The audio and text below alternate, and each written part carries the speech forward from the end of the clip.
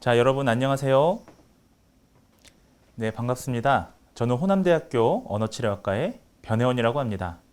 자, 우리가 지난 시간에 이어서 오늘은 삼킴장애의 치료법에 대해서 좀 더 심도 있게 한번 학습을 하시도록 하겠습니다. 자, 우리가 지난 시간에는 아주 간략하게 삼킴장애의 어떤 치료법에 있어서 큰 두 가지의 트랙을 공부하셨습니다. 첫 번째는 바로 간접적인 치료이고요. 두 번째는 바로 직접적인 치료였습니다. 아마 여러분들 기억나실 겁니다. 이 두 가지의 이런 치료 전략은 삼킴장애 치료에 있어서 가장 큰 맥락을 형성한다고 보시면 되겠습니다. 자, 여러분들 간접 치료와 직접 치료의 핵심은 무엇이었습니까? 네, 바로 음식물을 사용하느냐 그리고 음식물을 사용하지 않느냐로 우리는 삼킴장애에서 간접 치료냐 직접 치료냐를 구분하였습니다. 자, 음식물을 사용한다면 바로 직접 치료가 되겠습니다. 자, 우리가 삼킴이라는 건 결국 음식물을 그야말로 삼킴 기관을 통해서 소화기관까지 보내주는 전달하는 일이지 않습니까? 그래서 음식물을 사용하는 것을 직접 치료라고 합니다. 자, 그 다음에 간접 치료는 음식물을 사용하지 않고 하는 치료법을 통탈해서 일컫습니다. 자, 그렇다면 여러분들 이 직접 치료와 간접 치료 외에도 지난 시간에 보상 전략이라든지 재활 치료를 대해서 배우셨는데, 보상 전략이랑 재활 치료는 간접 치료와 직접 치료에 들어갈까요? 아니면 간접 치료일까요? 직접 치료일까요? 자, 결론부터 말씀드리면 서로 다른 맥락입니다. 우리가 보상 전략이라고 하든지 재활 치료라고 하든지 이런 것들은 직접 치료, 음식물을 사용한다면 직접 치료가 되겠고요. 음식물을 사용하지 않는다면 간접 치료가 되는 것입니다. 자, 이러한 개념들을 우리가 잘 학습하시기 바랍니다. 자, 오늘은 이러한 큰 치료 전략들에 대한 세부적인 내용을 좀 학습하시도록 하겠습니다. 자, 여러분들이 오늘 배우는 내용들이 사실 삼킴장애라고 하는 이 강좌에서 가장 중요한 파트가 되겠습니다. 자, 특히 아까 제가 거듭 서론에서 강조드렸던 삼킴장애의 간접 치료와 직접 치료는 우리가 가끔씩 국가고시 문제에도 출제가 되는 부분들인데요. 자, 우리가 이런 치료 파트에선 가장 제일 먼저 고민해야 될 게 간접 치료냐 직접 치료냐에 대한 정의를 아는 거 하고요. 그다음에 세부적인 치료 전략에 대해서 아는 게 굉장히 중요합니다. 자, 그러면 저랑 같이 오늘 수업을 좀 진행하시도록 하겠습니다. 자, 오늘은 내용이 좀 다소 PPT로만 설명드리기엔 너무나 구체적인 내용들이 많아서 제가 이렇게 좀 글로 표현을 드리는데요. 잘 안 보일 수도 있습니다만 여러분들이 그래도 한번 잘 좀 보시기 바랍니다. 자, 우리가 삼킴장애라는 걸 원론적으로 다시 한번 다뤄본다면, 삼킴장애 정의를 보신다면 음식물을 입에서 위까지 옮기는데 문제가 생긴 것을 우리는 삼킴장애라고 합니다. 디스파지아라고 하기도 하고요. swallowing disorder라고 하기도 합니다. 자, 여러분들이 재활치료사가 되시면, 특히 삼킴 전문 치료사가 되시면, 자, 삼킴장애 환자분들이 오면 가장 먼저 우리가 고민해야 될 건 뭐겠습니까? 자, 진단 이후에 가장 먼저 고민해야 될 건 치료 시작 시기입니다. 자, 삼킴장애의 치료 시작 시기는 자, 언제 하면 좋을까요? 골든타임이 언제일까요? 자, 지금 제가 정의해 드립니다. 의학적으로 상태가 안정화된다, alert 하는데요. 상태가 혼수 상태가 아니라 깨어있는 상태가 되면 삼킴장애 검사를 즉시 시작하고요. 자, 삼킴장애가 판단되면 치료도 즉시 시작해야 돼요. 자, 조기 진단, 조기 치료가 중요합니다. 왜일까요? 이유는 자명합니다. 삼킴이라는 건 생명을 유지하는 데 있어서 매우 중요한 그러한 우리의 기능이기 때문이에요. 치료가 늦어진다는 건 상당히 위험한 일입니다. 자, 간접 치료 우리가 개념 말씀드렸죠. 자, 핵심적으로 말씀드리면 음식물을 사용하지 않는다라는 게 핵심이에요. 자, 음식물을 사용하지 않는다. 저희가 특히나 이 수업을 들으시는, 이 강좌를 들으시는 분들 중에서 아마 많은 수가 그 언어치료사 국가고시, 언어재활사 국가고시를 준비하는 사람들일 수도 있는데요. 자, 객관식 형태의 언어치료사 국가고시를 잘 보는 방법 뭐겠습니까? 키워드를 정확하게 아는 겁니다. 자, 우리가 장황하게 쓰는 그런 서술 형태의 시험이 아니라 우리 조선시대 장원급제 하듯이 그렇게 하는 게 아니라 자, 사지선다의 문제가 나온다는 건 옳은 답을 고르는 게 핵심이지 않습니까? 그럼 키워드를 아셔야 되는 겁니다. 간접 치료하면 자, 여러분들 간접이라는 건 자, 삼킴 자체가 음식물을 삼키는 거니까 간접이란 뜻은 음식물을 사용하지 않는다라는 걸 우리가 아셔야 됩니다. 다음 키워드 보시죠. 간접 치료. 자, 그러면 어떨 때 사용합니까? 이거를 아셔야 되는 거예요. 우리 언어 치료사들, 특히 삼킴 전문을 하시는 분들은 아셔야 됩니다. 자, 기준을 정확하게 다시 한번 알려드립니다. 자, 음식 덩이에 10% 이상의 흡인 시, 자, 10%라는 게 핵심이죠. 10%. 자, 우리가 음식물을 삼키는데 흡인이 뭐죠? 자, 흡인은 음식 덩이가 후두를 통과하는 걸 흡인이라고 합니다. 자, 음식 덩이가 10% 이상 흡인된다라는 건 상당히 위험한 거예요. 사실은 이게 어떻게 알 수 있느냐? 검사를 통해서 알 수 있는 거죠. 자, 그렇다면 음식 덩이가 10% 이상 후두를 통과하는 흡인이 나타난다는 건 이거 치료입니까? 아니면 이거는 위험한 상황입니까? 네, 이런 사람들에게 음식물을 직접적으로 사용하는 직접적인 치료 전략을 사용하면 이것은 치료가 아니라 위험한 상황에 처하게 하는 거죠. 네, 흡인이 이루어지면 어떻게 되겠습니까? 흡인성 폐렴에 걸리잖아요. 자, 그래서 이럴 때는 직접 치료가 아니라 간접 전략. 네, 여기 자, 위험성이 적은 간접 치료를 사용해야 한다라는 게 핵심입니다. 자, 그다음 삼킴의 속도 또한 우리가 직접 치료를 해야 되느냐, 간접 치료를 해야 되느냐의 핵심적인 어떤 고려 사항이 되겠습니다. 자, 속도가 빠른 게 문제인가요? 삼킴의 속도가 느린 게 문제인가요?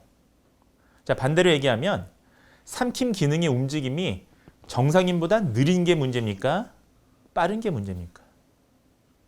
네, 둘 다 문제긴 한데 느린 게 더 문제입니다. 네, 느리다라는 건 이렇게 삼킴이 이렇게 오면서 후두가 올라가면서 기도를 보여야 되는 이 속도가 느린 거니까 음식물이 흡인될 가능성이 더 많다는 거죠.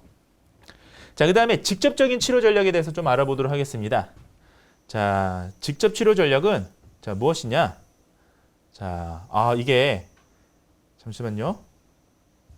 네. 자, 이게 지우개가 네, 한 번에 안 돼서 이렇게 좀 지우도록 하겠습니다. 네. 자, 여러분들 지금 지우는 모습을 보고 계십니다. 자, 직접 치료 전략은 건 무엇이냐? 자, 직접 치료 전략은 환자에게 음식이나 액체를 주고요. 네. 그것을 삼키는 동안에 특정 지시에 따라 행동을 하게 하는 거예요. 이것을 우리가 직접 치료라고 합니다. 자, 그래서 제가 아까 말씀을 드렸다시피 재활치료냐 보상전략이냐가 이 직접 치료냐 간접 치료냐는 또 다른 범주인 거예요. 구분인 거예요. 자, 만약에 우리가 재활치료를 하더라도 음식이나 액체를 주고 삼키는 네, 그런 행동을 강화시킨다면 이것은 직접 치료 전략이면서도 또 재활치료 전략인 것입니다. 그러니까 좀 전혀 다른 개념이다라고 이해하시면 됩니다. 자, 그래서 이건 음식을 삼키는 방법에 대해서 지시 내용을 잘 알려주고 교육시키는 게 사실 핵심이 되겠죠. 자, 그래서 지금까지 했던 얘기를 다시 돌이켜보면 간접 치료는 뭐다? 자, 간접 치료는 음식물을 사용하지 않는 것이고 자, 삼킴 음식 덩이의 10%가 흡인되면 직접입니까? 간접입니까? 간접을 써야 된다라는 걸 보시면 되겠습니다. 자, 그 다음에요. 예. 자, 이건 뭘까요? 이게 더 편하네요. 자, 그 다음에 보상 전략을 좀 살펴보도록 하겠습니다. 자, 보상 전략. 자, 보상 전략은요. 음식물이 삼킬 때 음식이 일반적인 방법과는 다른 방법. 자, 보상 전략하면 여러분들 키워드가 뭐느냐? 보상 전략은 자, 일반적인 방법과는 다른 방법. 이것을 보상 전략이라고 생각하시면 됩니다. 자, 여러분들 조음문장에서 보상조음이란 게 뭡니까? 자, 보상조음 여러분들 들어보셨죠? 조음문장의 환자들 중에서 구개파열이나 이런 환자분들은 자, 보상조음이라는 걸 사용하게 되는데요. 자, 왜 그런가요? 구개가 없으니까 예를 들면 영구개 소리 같은 경우에 영구개가 닿아서 터지면서 나는 소리인데 영구개 파열음이요. 자, 그런데 영구개의 조직이 없으니까 어떻습니까? 성문, 네, 목 구멍을 닫았다가 터트리는 방법으로 성문 파열음을 형성하는 게 보상조음이다라고 아마 여러분들이 배우셨을 텐데요. 자, 결국 거기서 보상이라는 뜻이 똑같아요. 자, 뭡니까? 일반적인 방법으로 그 위치에서 터트려야 되는데 그렇지 못하고 다른 위치에서 다른 방법으로 하는 걸 우리가 보상조음이라고 하듯이 삼킴장애에서 보상전략은 음식물이 삼킬 때 일반적인 방법과는 다른 방법으로 통과하게 하는 방법들입니다. 다른 방법 어떤 것들이 있느냐? 대표적인 게 자세 변화가 있죠. 네, 그런 것들에 대해서 지금부터 좀 알려드리도록 하겠습니다. 그러면 어떤 사람들이 보상 전략이 유리하냐? 구강 준비기, 구강 통과 시간, 인두 통과 시간이 긴 환자들에게는 보상 전략이 유용하다라고 우리가 아시면 되겠습니다. 네, 자, 좋습니다. 그러면 지금부터 보상 전략의 방법들 중에서 여러 방법들이 있는데 그걸 알려드릴게요. 자, 제일 먼저 지금 제가 말씀드릴 건 큰 제목에서 보시면 자, 보상 전략, 즉 정상적인 삼킴과는 다른 방법으로 삼킴을 수행하는 보상 전략에 대해서 말씀을 드리는데 자, 대표적인 게 자세 변화가 있고요. 자, 그 다음에 제가 또 오늘 말씀드릴 게 뭐냐 하면 네, 자세 변화가 있고요. 자, 그 다음에 매뉴버가 있습니다. 매뉴버가 있고, 자, 매뉴버도 보상 전략의 매뉴버를 좀 설명을 드리려고 합니다. 자, 네, 그런 것들이 있습니다. 계속 이게 반복돼서 제가 그냥 네, 하면서 설명을 드릴게요. 먼저 자세 변화부터 말씀을 드리겠습니다. 자, 자세 변화는 뭐냐면요, 가장 일반적으로 사용되는 보상 전략이라 보시면 되겠습니다. 태초에 삼킴 치료가 개발될 때 제일 먼저 사용됐던 치료법은 이와 같은 자세를 안전하게 바꿔주는 보상 전략이었습니다. 자, 이렇게 생각하시면 됩니다. 자, 음식물이 내려가는 방향이 있는데 일반적인 방향으로는 흡인이나 침습이 이루어지니까 이러한 위치를 바꿔줌으로써 예를 들면요, 목구멍을 뒤로 앞으로 이렇게 숙여줌으로써 여기 이 인두 면적을 줄여준다든지, 예, 후두와의 공간을 좁혀줘서 후두로의 흡인을 보호해준다든지 이러한 방법들이 바로 자세 변화가 되겠습니다. 자, 자세 변화를 하려면 어떤 사람들에게 적용할 수 있을까요?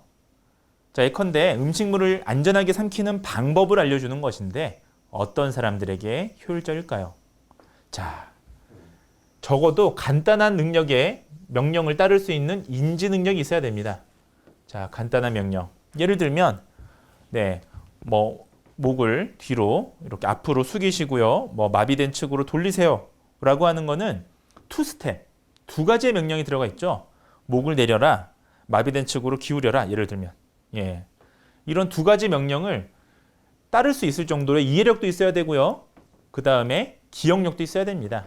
자, 이런 사람들에게 적용이 가능하다.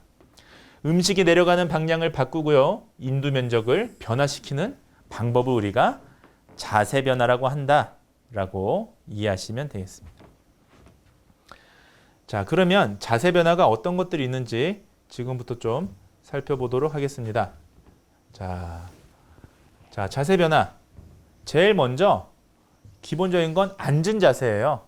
자, 삼킴장애 분들에게 대다수 사람들이 가장 안전한 자세 중에 하나는 앉은 자세입니다. 당연하죠, 우리가. 예, 우리 옛 속담에 누워서 떡 먹기라는 표현이 있지 않습니까? 누워서 떡 먹기라는 게 얼마나 위험한 일인지 아세요, 여러분들?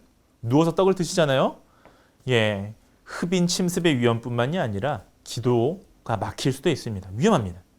앉은 자세에서 먹어야겠죠. 우리 선조들이 아주 현명하게 잘 이런 교육들을, 식사 교육들을 시킨 겁니다. 자, 그 다음에 바로 누운 자세가 있습니다. 자, 바로 누운 자세는 어떤 사람들에게 유리하느냐? 자, 후두 상승이 약화된 환자들. 네, 제가 이걸로 한번 그려볼까요? 네, 이렇게 됐네요. 후두 상승이 약화된 환자들에게는 이러한 그 바로 누운 자세가 아주 중요합니다. 자, 그 다음에 정상측으로 돌아 누운 자세. 자, 이거는 많이 사용되진 않아요. 어떤 환자들에게 쓰느냐? 구강암 환자들에게 우선적으로 사용되더라 라는 거 우리가 좀 알아두시면 되겠습니다. 자, 이건 뭐냐? 네, 옆으로 누운 다음에 이렇게 머리가 30도 정도로 이렇게 들리도록 네, 이렇게 하는 그런 자세가 되겠습니다. 자, 혀의 기저부의 움직임이 부족한 환자들이나 음식 덩이를 뒤쪽 인두벽으로 이동시키는데 어려움을 갖고 있는 환자들, 특히 인두에 음식이 남는다라는 건, 자, 인두에 음식이 남는다, 여러분들 이거 뭘 의미하는 건가요? 자, 인두에 음식이 남는다. 자, 뭘 얘기하는 겁니까? 예, 이게 바로 침습의 위험군이라는 거예요. 자, 왜? 인두에 음식이 남아 있으면 중력에 의해서 언젠가는, 자, 우리 지구에 살고 있는 동식물들은 모두 다, 생명체들은 중력의 영향을 받습니다. 자, 그러면 우리가 가만히 있으면 중력에 의해서 이렇게 내려갈 거 아닙니까?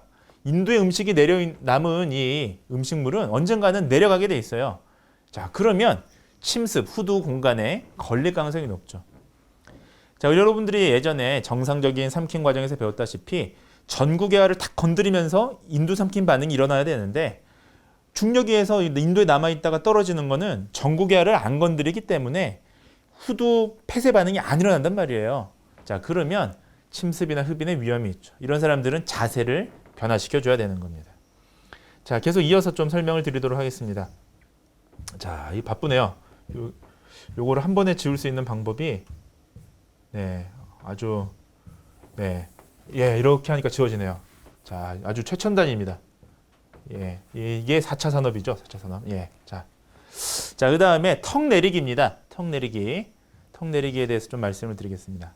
자, 친턱이라고 표현을 하는데, 구조적으로 기도가 닫혀지도록 후두덮개를 이동시키고 후두 계곡의 전방 인두 사이를 넓혀서 삼킴 반사를 촉진시킨다. 말은 어렵지만 쉽습니다. 턱을 내려주는 겁니다. 이렇게. 턱을 내려주는 겁니다. 자, 어떤 사람들한테 유리하느냐? 자, 음식의 미성숙 유출로 인해서 흡인의 위험이 있는 환자, 즉 인두 삼킴에 지연을 보이는 환자. 인두 삼킴이 지연된다라는 건 흡인의 위험이 있다라고 여러분들이 같은 개념으로 보시면 됩니다. 자, 인두 삼킴, 인두에서 반사적으로 이렇게 삼키는 그 속도가 느려지니까 음식물이 후두를 통과할 흡인의 위험성이 높은 거예요. 자, 이런 경우에 효과적이다. 자, 그 다음에 또 어떤 것들이 있느냐? 또 계속적으로 살펴보시도록 하겠습니다. 자, 그 다음에요. 자, 마비축으로 고개 돌리기가 있습니다. 자, 마비축으로 고개 돌리기. 자, 이건 뭐냐? 여러분들, 반지인두 조인근이라는 게 있습니다. 네. 반지인두 조인근. 네. 자, 이 반지인두 조인근의 개방을 증가시켜서 상부식도에 조이는 힘을 감소시키고요. 그 다음에 이완되어 있는 시간을 연장시키는 여러 요인에 의해서 반지인두 조인근의 장애를 가진 환자들이 유용합니다. 자, 여러분들, 마비축으로 고개를 돌린다는 건 마비된 그런 부위에서 부위 쪽으로 이렇게, 예, 제가 만약에 우측이 마비가 됐다면 우측으로 이렇게 고개를 돌려주는 겁니다. 자, 이러한 것들인데, 자, 여러분들이 핵심적으로 아셔야 될 건 뭐냐?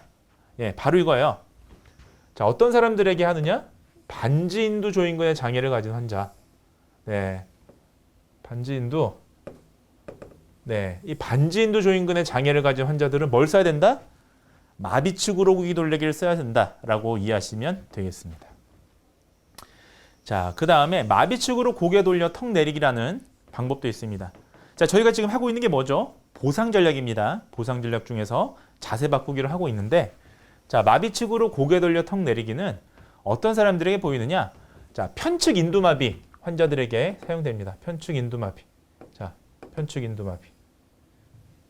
편측 인두마비 환자들에게 사용이 됩니다. 자, 왜 양측이 아니라 왜 편측일까요? 왜 편측 인두마비일까요? 네, 양측이 돼 있으면 마비축으로 돌릴 수가 없잖아요. 둘 다 마비가 돼 있으니까. 예, 하지만 한쪽만 마비가 돼 있으면 그쪽으로 고개를 돌려서 턱을 내리는 기법입니다. 자, 비마비축 인두로 음식물이 흘러가게 한다는 게 핵심이에요.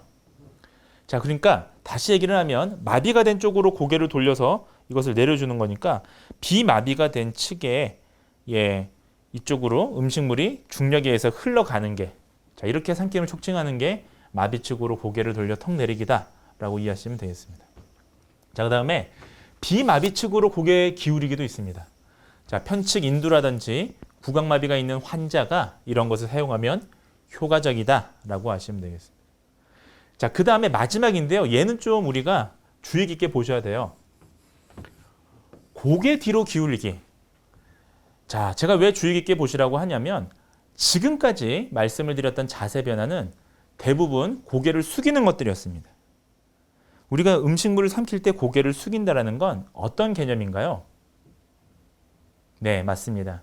기도를 보호하기 위해 숙이는 거예요.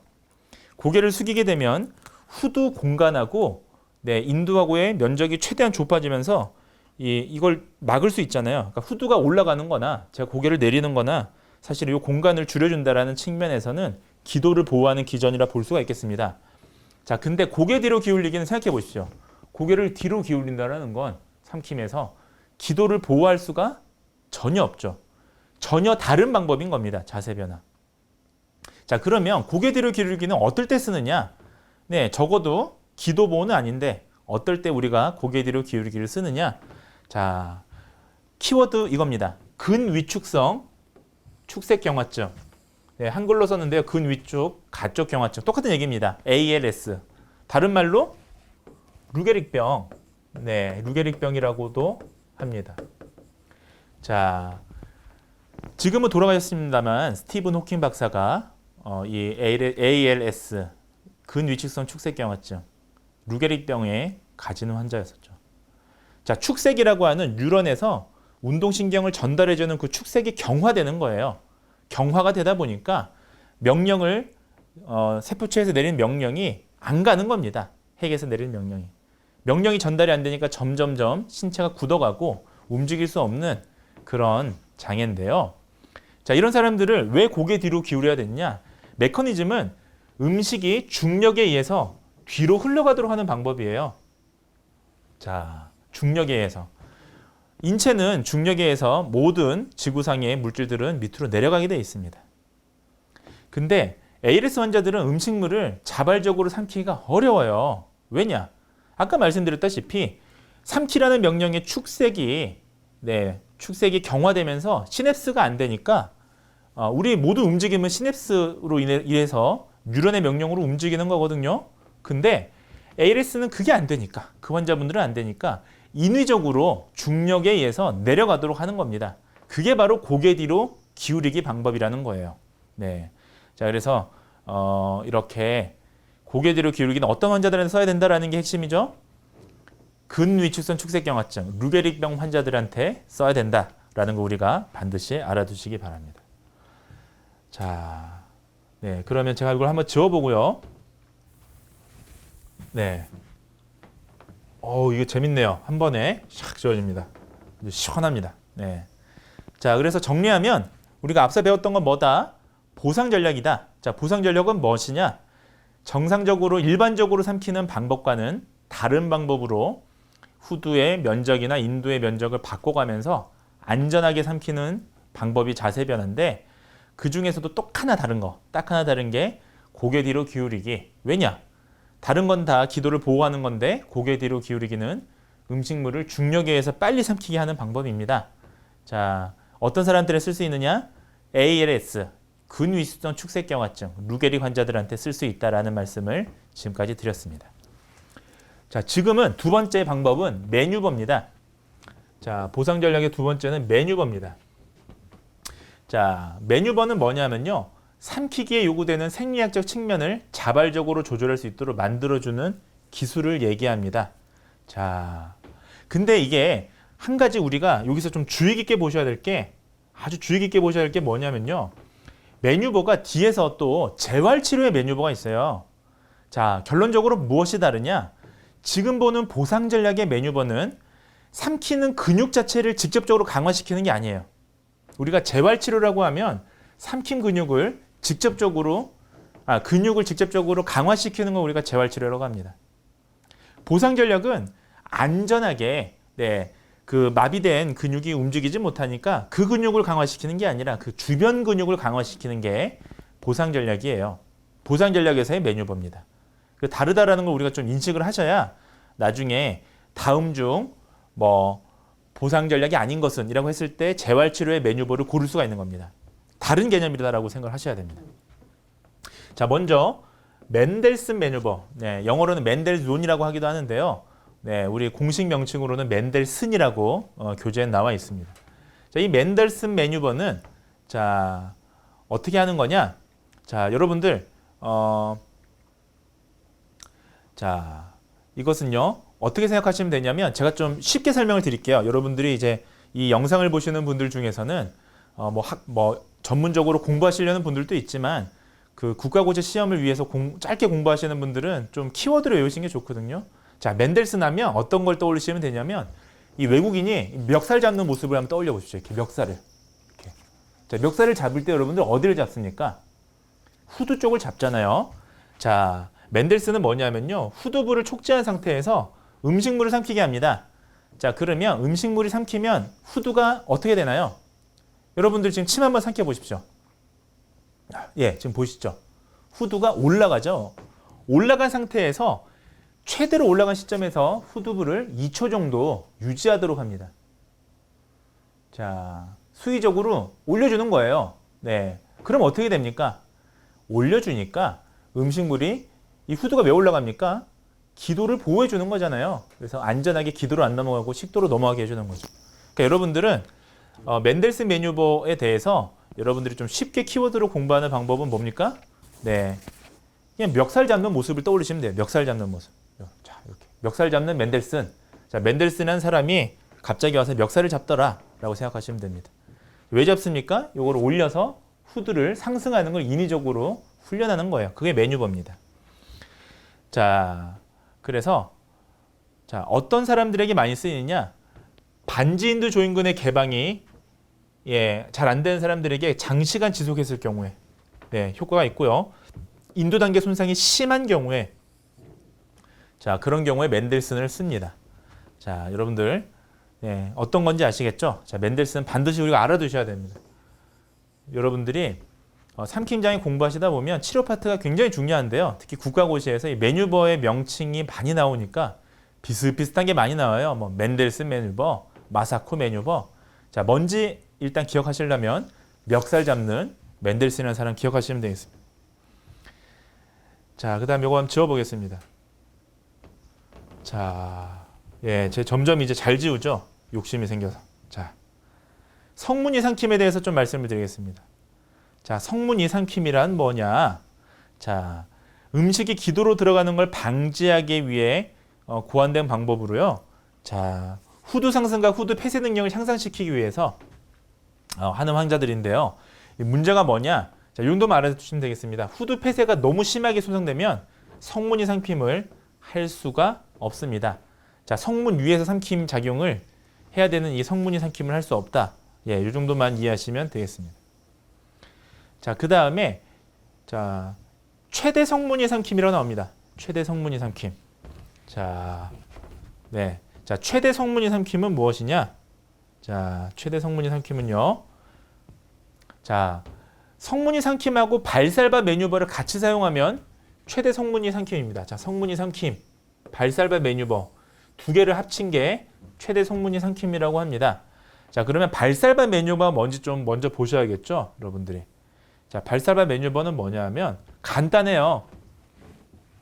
자, 발살바 매뉴버는요. 간단합니다. 자, 그럼 우리가 발살바 매뉴버에 대해서 먼저 아셔야 됩니다. 자, 그럼 발살바 매뉴버가 뭐냐? 간단합니다. 자, 여러분들 삼키는 동안 의지적으로 힘을 아래로 강하게 누르면서 삼키는 방법입니다.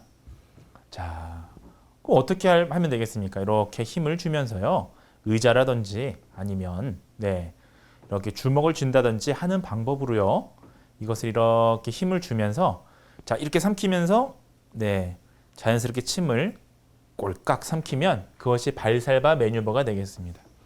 사실 우리가 뭐 음성 치료도 마찬가지입니다만 대부분의 치료들이 뭐 명칭은 굉장히 어려운데요. 실제로 알고 보면 어렵지가 않은 거죠. 자, 그래서 발살바를 떠오르실 때 여러분들은 자, 이렇게 공부하실 때 이 키워드로 공부하실 때 발살바, 네, 발살바 이렇게 힘을 주시면서 네, 이 감각을 느끼시면서 네, 분노에 찬 발살바를 떠올리시면 되겠죠. 자, 그럼 아까 멱살 잡는 맨델슨 씨하고 자, 분노에 찬 발살바 이렇게 아래로 힘을 줘서 분노에 찬 발살바를 우리가 공부하셨습니다. 자, 그러면 최대 성문이 삼킴은 무엇이냐? 자, 최대 성문이 삼킴은요. 자, 최대 성문이 삼킴은 무엇이냐? 자, 잠시만요. 네. 자, 최대 성문이 삼킴은 무엇이냐? 네. 네, 이게 또 다시 닫혔는데요. 괜찮습니다. 이걸 누르면, 컴퓨터를 누르면, 네, 정상으로 돌아왔죠. 자, 최대 성문이 삼킴은, 자, 여기 있습니다. 성문이 삼킴하고요, 발살바 매뉴버를 같이 쓰는 거라고 제가 아까 말씀을 드렸습니다. 자, 그러면 저희가 이렇게 아까 발살바, 이렇게 분노에 차서 이 팔을 아래로 내리고 이렇게 삼키는 이 발살바를 하게 되면 어떻게 되나요? 가성대가 당겨집니다. 힘을 주면 성대 위에 가성대 주름이 부딪혀요. 자, 이게 사실 음성적으로는 좋지 않아요. 자, 가성대가 부딪힌다는 건 음성적으로는 근긴장성 발성장애에 가깝죠. 그러니까 힘을 너무 주는 거니까. 근데 발성에는 안 좋지만 자, 이 성문에 틈이 벌어져 있으면 기도로 음식물이 흡인되니까 이거를 가성대를 한 번 더 닫아줘서 네, 후두를 보호하는 방법입니다. 그래서 삼킴을 시작할 때 또 후두 상승도 도와줘요. 자, 이런 장점이 있어서 임상에서 참 많이 쓰고 있습니다. 자, 성문이 삼킴보다 후두 전정 보호가 잘 이루어지고요. 기도 폐쇄 시간이 길다라는 장점이 있습니다. 자, 이런 것들이 있더라라는 거 우리가 이해하시면 되겠습니다. 자, 네. 자, 그 다음에 힘껏 삼킴을 좀 보시도록 하겠습니다. 자, 힘껏 삼킴은 말 그대로 인두가 삼키는 동안에요. 혀 기저부의 뒤쪽 잠긴을 증진시키도록 이렇게 힘껏 삼켜주는 방법입니다. 자, 혀 기저부의 뒤쪽 당김이 좀 저하되는 그런 환자분들은 네, 인두 수축력이 또 감소된 환자분들은 힘껏 삼킴을 통해서 이러한 기저부의 뒤쪽 잠김을 좀 증진시켜주는 그런 효과가 있습니다. 반복 삼킴은 뭐 말 그대로 한 번 삼키는 게 아니라 여러 번에 걸쳐서 삼키는 노력을 하는 것입니다. 자, 그래서 음식이 천천히 저류되는 그런 경우에 이런 것들을 시행을 하게 되고요. 자, 음식을 삼키고 난 후에 다시 환자한테 한 번 더 삼키라고 지시를 하는데요. 기침 소리나 목소리 변화 등 통해서 우리가 흡인 여부를 확인한 이후에 반복 삼킴을 시행하게 합니다. 자, 결국 목소리 변화가 있다는 건 뭐겠습니까? 자, 음식물이 후두 수준에 머물러 있으면 침습이고 후두를 통과하면 흡인인데 어쨌든 음식물이 이렇게 기도 쪽으로 가게 되면 반드시 후두를 거치게 되잖아요. 그러면 음식물은 뭡니까? 박테리아를 가지고 있죠. 그러다 보니까 후두를 붓게 하는 거예요. 네, 후두의 염증반을 일으키니까 목소리가 변화되는 겁니다. 후두가 약간의 염증만 있어도 목소리는 평상시랑 좀 달라지거든요. 자, 그래서 이러한 것들을 통해서 우리가 흡인 여부를 판단하게 하는 건데 그래서 언어 치료에서 삼킴 장애가 좀 더 적합하다라는 거 저는 생각을 하는 겁니다. 자, 좋습니다. 자, 마지막으로 치료 기법을 좀 비교해 보겠습니다. 자, 이건 좀 어려운 얘기가 되겠는데 좀 편하게 들으시면 되겠습니다. 인두 최대 수축력과 인두 최대 수축 기관에서 맨델슨 매뉴버가 가장 압력이 높더라. 자, 그래서 인두 수축을 위해서는 어떻습니까? 이 맨델슨을 좀 쓰는 것이 가장 좋다라고 이해하시면 되겠습니다. 자, 상부 10도 조인근의 이완력을 보시면 자, 성문이 삼킴이 가장 강하더라. 자, 이런 연구들이 많이 있고요. 최대 성문이 삼킴과 맨델슨 매뉴버를 같이 사용했을 경우에 이런 것들을 사용했을 경우에 음식덩이 이동 시간이 길었고요. 또 갑상연골의 움직임이 성문이 삼킴에서 가장 많이 나타나더라 라는 그런 연구 결과들이 보고된 바 있습니다. 자, 그 다음에 보상 전략의 또 다른 방법 중에 하나는 뭐가 있겠습니까? 음식덩이를 조절하는 것입니다. 자, 우리가 음식덩이를 조절하는 것은 일반적인 삼킴의 방법을 바꿔주는 건 아니지만 음식의 어떤 떨어지는 속도를 바꿔주는 거잖아요. 자, 예컨대 물 같은 액체보다 끈적끈적한 점도가 있는 요플레 같은 요거트는 훨씬 더 떨어지는 속도가 느립니다. 영향을 미치게 되죠. 자, 그래서 음식 덩이를 조절한다는 건 음식의 크기나 양이나 재질이나 맛, 온도에 따라서 이것을 다양하게 조절하는 걸 얘기합니다. 자, 나머지는 알겠는데 좀 이해가 안 갑니다 라고 물어보시는 분들이 있습니다. 자, 양이나 점도, 재질은 알겠는데 맛이나 온도를 조절하는 게 무슨 의미가 있습니까? 라고 물어보는데요. 맛이나 온도는 움직임이 아니라 우리가 감각을 조절해 주는 거예요. 감각을 이렇게 뭐라 그럴까요? 더 강화시켜 주는 겁니다. 예를 들면 신맛을 아무 맛이 없는 것보다 신맛 같은 경우는 우리가 이 감각을 느끼게 되면 올림근을 통해서 이렇게 뇌에 전달이 되거든요. 반대로 근육의 움직임은 이렇게 내림근을 통해서 가지 않습니까? 그래서 맛이나 온도도 마찬가지예요. 차가운 온도나 뜨거운 온도를 통해서 뇌로 올림신경을 자극하는 겁니다. 자, 그런 차원에서 음식 덩이를 조절하더라 라고 보시면 되겠습니다. 자, 제가 계속해서 얘기를 하고 있는데요. 자, 그러면 어떤 방법이 있느냐? 좀 간단하게 말씀드리겠습니다. 먼저 크기나 양을 조절하는 방법들이 있습니다. 자, 여러분들 흡인의 위험이 있다면 여러분들은 어떻습니까? 음식량을 많이 주는 게 좋을까요? 음식량을 적게 주는 게 좋을까요? 흡인의 위험이 있다면 음식량을 적게 주는 게 훨씬 효과적이겠죠. 자, 그래서 인두삼킴이 약한 환자들은 어떻습니까? 음식 덩이를 두세 번으로 나눠서 삼킬 수 있도록 해야 흡인의 위험성이 감소됩니다. 그래서 아까 여러 번 나눠서 삼키는 반복 삼킴이 보상 전략으로 쓰이는 것입니다. 자, 점도 핵심만 좀 말씀을 드릴게요. 자, 점도는 어떻게 해야 되느냐? 자, 점도가 높다라는 건 끈적끈적한 거고요. 점도가 낮다라는 건 플루이드, 액체 같은 걸 얘기합니다. 자, 삼킴에 문제가 있다면 점도를 끈적끈적하게 점도가 강화된 게 더 좋습니까? 점도가 감소돼서 물처럼 빨리 내려가는 게 좋습니까? 그렇죠. 점도를 늦추는 게 점도가 강해서 내려가는 속도가 느린 게 훨씬 더 삼킴장애 환자들에게 안전하게 삼키는 데 있어서 중요하겠죠. 왜 그럴까요? 네, 왜냐하면 이 속도가 대부분 삼킴장애 환자들이 삼킴 반응이 지연되어 있기 때문입니다. 삼킴 속도가 지연되어 있기 때문에 점도를 조절할 필요가 있는 것입니다. 자, 그 다음에 재질도 마찬가지입니다. 자, 재질도요. 네, 이렇게 점도를 증가시키고 이렇게 재질을 합니다. 자, 특히 재질 변화는 어떤 사람들에게 많이 쓰느냐? 삼킴 실행증을 나타내는 환자들에게 많이 쓰입니다. 또는 촉각 실행증. 이 감각을 우리가 인지하지 못하는 그런 환자들에게는 재질을 좀 조절할 필요가 있습니다. 거칠거칠하게 하거나 아니면 아주 곱게 갈거나 그런 것이 중요하죠. 자, 맛도 조절할 수 있습니다. 아까 말씀을 드렸습니다만, 자, 식사 전에 구강과 인두의 감각 자극을 할 때 효과적으로 이 맛을 좀 조절해서 그런 환자들에게 씁니다. 자, 맛을 조절할 때 어떤 사람들이 많이 쓰느냐? 자, 구역 반사가 민감한 사람들은요. 뒤에 나중에 온도 촉각 자극이라는 걸 해야 되는데 이게 이런 전구의 할이나 이런 부분에 닿으면 구역 반사를 하시는 분들이 있습니다. 개그 리플렉스 이렇게 토할 것 같은 그런 분들 있잖아요. 그런 분들은 맛으로 이 감각을 이 구강 내에 있는 감각신경을 촉진한다라고 보시면 되겠습니다. 자, 온도도 마찬가지입니다. 그래서 온도는 보통은 차가운 음식 덩이를 많이 사용해요. 자, 차가운 음식 덩이. 왜냐? 뜨거운 거라면 세포가 화상을 입을 수 있잖아요. 근데 차가운 음식 덩이는 화상의 가능성이 좀 적거든요. 그래서 차가운 걸 많이 쓰는 경향이 있습니다. 자, 위치 조절도 있고요. 자, 이런 게 있습니다.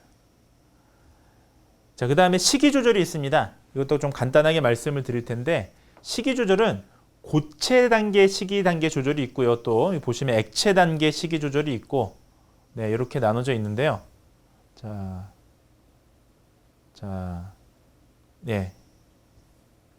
고체 단계가 있고 액체 단계가 있죠. 네, 천천히 제가 좀 하도록 하겠습니다. 네, 이게 좀 되게 민감해요. 이 기계들이 상당히 민감하다 보니까요. 여러분들 조금 이해하시고요. 예. 이렇게 액체 단계와 고체 단계가 있다라고 보시면 되겠습니다. 자, 고체 단계 식이 조절부터 좀 보시겠습니다. 자, 1단계는 반유동식. 네, 삼킴의 움직임이 떨어지니까 이 단계가 있는 겁니다. 식이 단계가. 그리고 2단계는 응집력이 있는 부드러운 음식. 3단계는 이런 아주 저작 운동과 음식 덩이가 조절 가능한 이런 환자들에게 쓰는 게 있다. 정도만 알아두시면 될 것 같습니다. 자, 보통 이게 삼킴 장애 팀들이요. 언어치료사나 작업치료사만 삼킴 치료를 하는 게 아니라 영양사분들도 같이 참여를 하세요. 왜냐하면 그분들이 시기를 조절해야 되거든요. 자, 그래서 이런 것들은 영양사분들에게 좀 더 관련된 부분이라서 제가 좀 여러분들 참고자를 좀 보시고요. 저는 좀 시간 관계상 좀 넘어가도록 하겠습니다.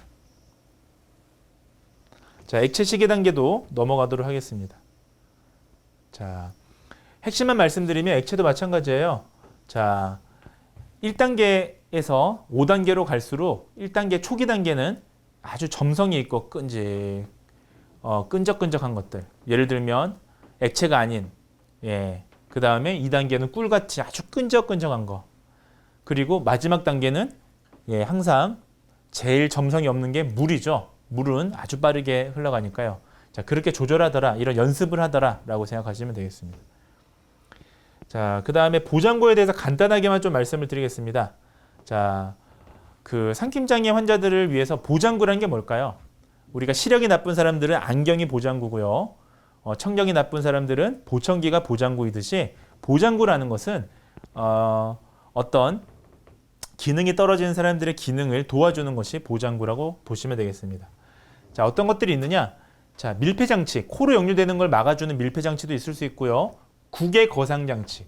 자, 비인강 폐쇄부전이 있는 사람들에게는 국외 거상, 그 비움도를 개선해주는 국외 거상장치를 쓰기도 합니다. 자, 그 다음에 국외판, 혀의 운동성이나 삼킴 반사를 촉진시키는 국외판이 있다 정도만 간단히 아시면 될 것 같습니다. 자, 이보다 더 중요한 거는 저희가 지금까지 자, 보상 전략에 대해서 배웠고요.